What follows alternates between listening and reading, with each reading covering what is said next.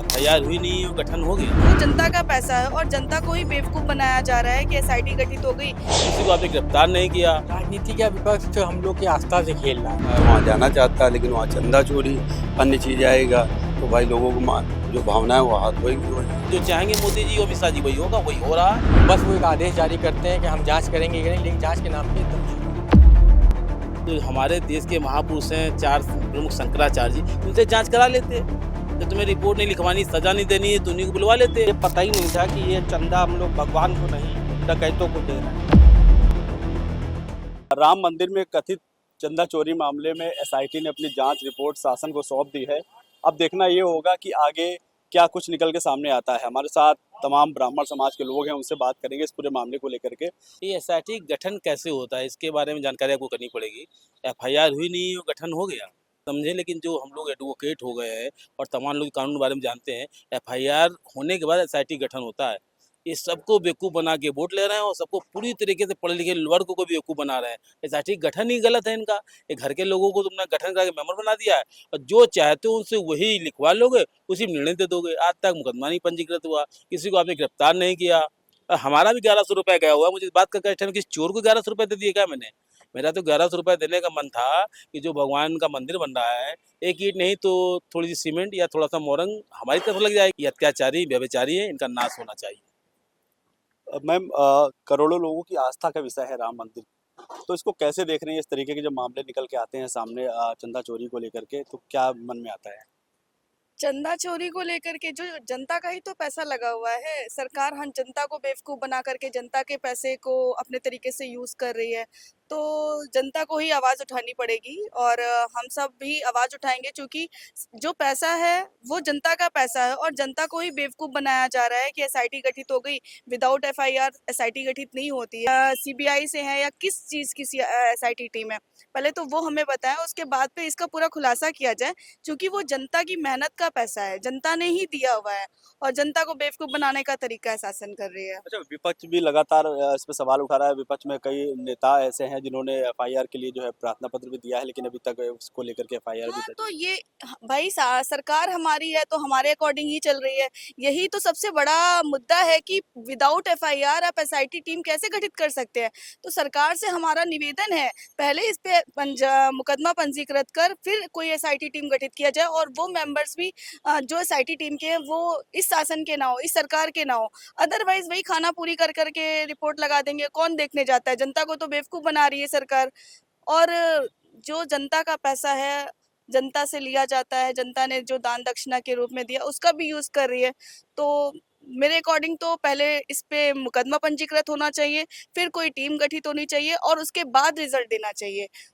योगी जी कह रहे हैं कि कड़ी कार्रवाई की जाएगी जो भी लोग इसमें सम्मिलित। योगी जी तो बहुत कहते हैं कड़ी कार्रवाई की जाएगी। अभी रिसेंटली आप देख भी रहे हैं भरत तिवारी के केस में ऐसी कई बयान आए हैं, लेकिन कोई भी कार्रवाई कड़ी की नहीं गई है। तो योगी जी से भी हमारा निवेदन है कि इसको अहम मुद्दा बना करके सबसे पहले इस पे मुकदमा पंजीकृत कर जो दोषी हैं उनको बर्खास्त कर उनके ऊपर कानूनी कार्रवाई की जाए जिसके वो हकदार है, क्योंकि ये जनता की आवाज है। हमारी आवाज, आपकी आवाज नहीं, जनता की आवाज है। आज तो समाचार पत्रों में प्रमुखता से लिखा हुआ है एसआईटी ने अपनी रिपोर्ट प्रदेश सरकार को सौंपी ही नहीं है, तो आदरणीय योगी जी क्या कड़ी कार्रवाई करेंगे? इसमें तो तरीका ये, यदि आस्था का ध्यान रखा जाता तो हमारे देश के महापुरुष हैं 4 प्रमुख शंकराचार्य जी, उनसे जांच करा लेते। जब तुम्हें रिपोर्ट नहीं लिखवानी, सजा नहीं देनी है तो उन्हीं को बुलवा लेते। वो जो कुछ करते हम लोग मान लेते। आस्था के नाम पे तो बेवकूफ़ बना के सरकार बना लेते हो, चंदा ले लेते हो, तो आस्था को ध्यान में रखते। जो हमारे यहाँ के श्रेष्ठ साधु सन्यासी हैं उन्हीं को कमेटी में रखते, वो जो निर्णय देते उसको हम लोग मान लेते। और जो आप कह रहे हैं योगी जी क्या कर लेंगे जब इसकी रिपोर्ट ही इनको नहीं दी गई? रिपोर्ट तो जा रही है दिल्ली में, अमित शाह जी के पास। सारा पैसा उनके लोगों ने मारा है। अब लोग बोल रहे हैं मोबाइल पे कि मैंने अपनी अम्मा कहने पर अंगूठी दी, मैंने हार दिया, कहाँ चले गए पता नहीं। हम तो कहते हैं मेरा 1100 रुपये चला गया, हमें तो कष्ट हो रहा, हम तो वकील आदमी है, हम लोग तो कमाने के लिए काम करते हैं। मेरा 1100 ले लिया इन्होंने, तो हमारी भी एफआईआर लिखी जानी चाहिए। लेकिन अभी जाओगे तो मजाक बना के भगा देंगे। ये हाल हो गया है।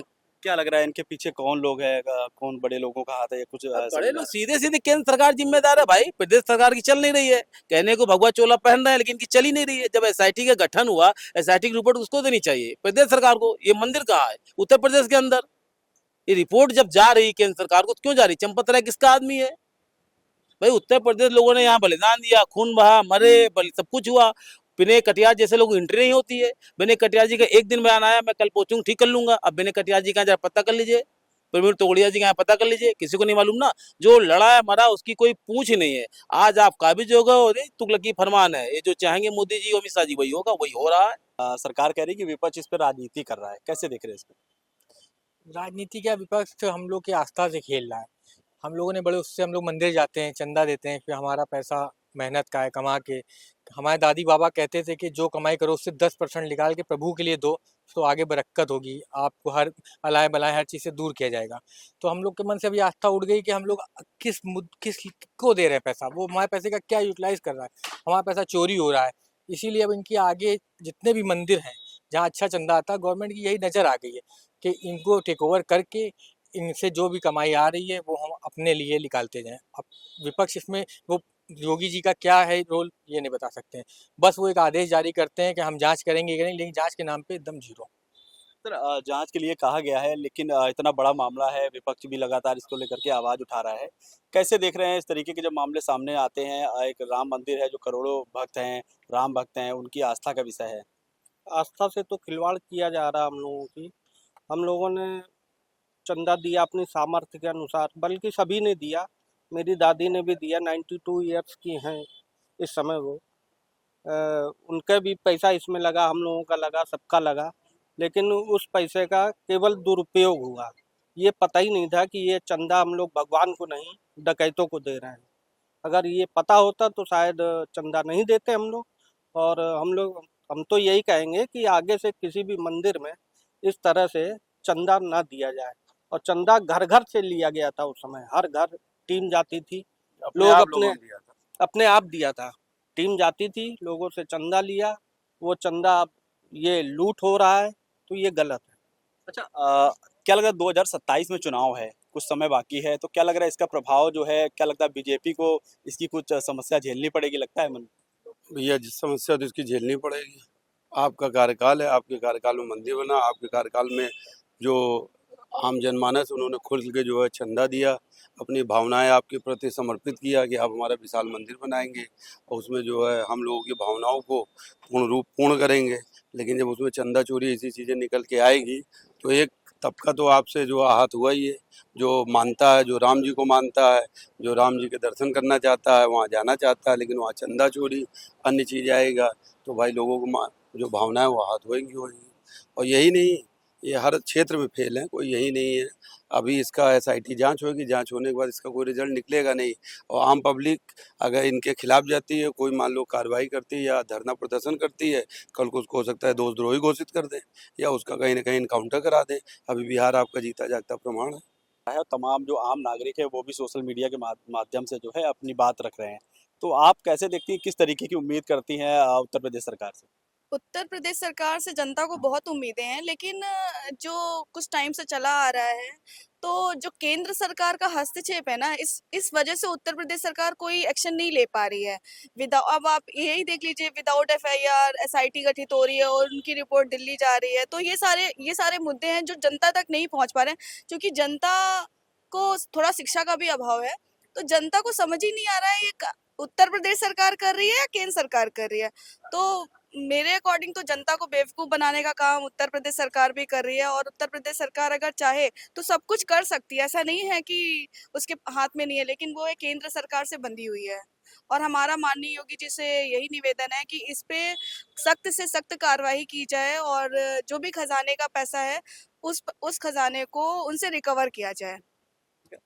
बहुत कम समय में योगी जी भी वहाँ पर गए, तो वहाँ पर तमाम जो लोग हैं उनसे मुलाकात भी की और तमाम पूरे मामले को जाना। लेकिन क्या लग रहा है किस तरीके की अभी तक जो कार्रवाई है उससे लोग संतुष्ट हैं, या अभी तक जो चीज़ें आप देख पा रहे हैं क्या समझ में? आप संतुष्ट हैं? नहीं संतुष्ट होंगे ना। सीधी बात है, मुकदमा पंजीकृत हो, आप कसूरवार हो, आपको जेल भेजो। जेल भेजने की धारा नहीं तो पूछताछ करो, अपनी बेल कराएं। ऐसा कुछ क्यों नहीं कर रहे हो? ये टीवी में दिखा रहे हो SIT गठन हो गया, ये हो गया, वो हो गया। एक वहाँ कोई गोपाल जी हैं, कोई एक चंपत राय जी हैं, जिन्होंने यहाँ संघर्ष किया, उनके परिवार के लोगों को आपने क्यों टेस्ट में जोड़ा? नहीं जोड़ा ना। अपने लोगों को जोड़ दिया, जो कुछ हम जाने, मेरे लोग जाने। अरे प्रदेश वहाँ जो रुपए गिनने का काम करते हुए चंदा आता था, उनको सारे लोगों को हटा दिया। क्यों हटा दिया गया? अब उन पे आवाजें उठने लगी है ना। ये क्यों ऐसा ऐसा गोलमोल कर देंगे, पब्लिक को लगेगा कुछ इन्होंने किया, लेकिन कुछ भी ये नहीं करेंगे।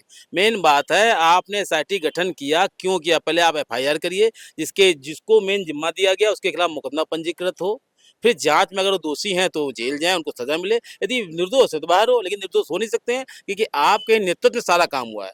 अगर आप यहाँ के प्रमुख हैं और आपके घर में चोरी चकारी हो रही है, इसका मतलब आपकी संलिप्तता है, नहीं तो आपको ही इस पे रिपोर्ट लिखानी चाहिए। आप गायब हो, किसी को जुकाम है, किसी की हार्ट बीट बढ़ी हुई है, इसका मतलब है कि पूरा का पूरा जो कुआं है सब भांग से भरा हुआ है।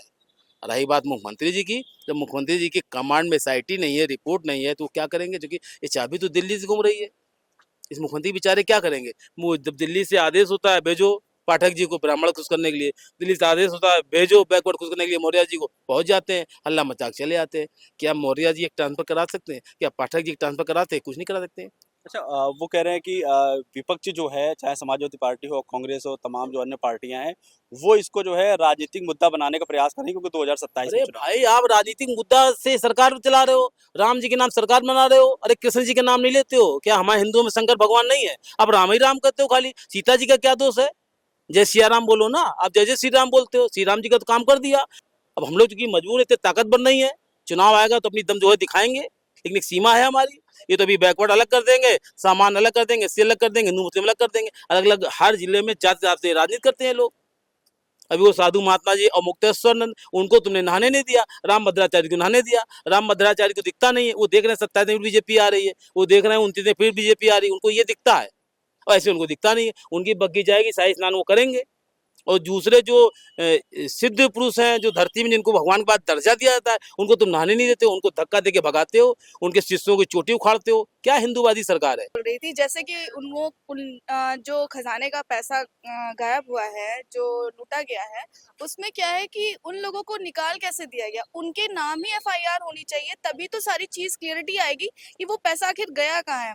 तो सबसे पहले तो हमारा यही मुद्दा है कि एक एफआईआर पंजीकृत हो, जिन जो चंपत राय जी हैं और जो अदर लोग हैं, उन पर एफआईआर होनी चाहिए। उसके बाद ही सारी चीजें क्लियर हो पाएंगी कि ये पैसा जेन्युइन गया कहाँ है, क्योंकि वो जनता का पैसा है, जनता की मेहनत का पैसा है।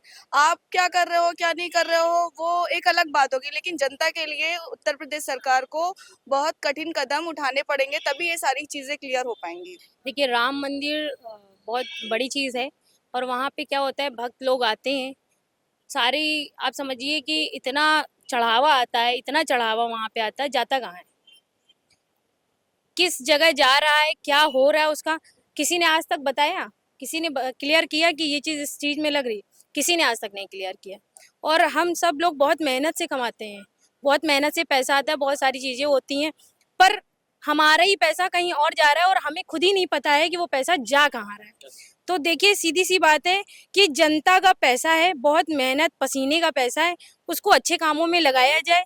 काम अच्छा है, पर कहाँ जा रहा है ये जनता को पता होना चाहिए। धन्यवाद। बहुत बहुत धन्यवाद। तो ये तमाम राम भक्त हैं, जिनका साफ तौर पे कहना है कि जिस तरीके का जो मामला अभी तक चल रहा है, हालांकि जो एसआईटी है उसने अपनी रिपोर्ट उत्तर प्रदेश सरकार को सौंप दी है। अब देखना ये होगा कि आगे इस पूरे मामले में क्या कुछ निकल के आता है।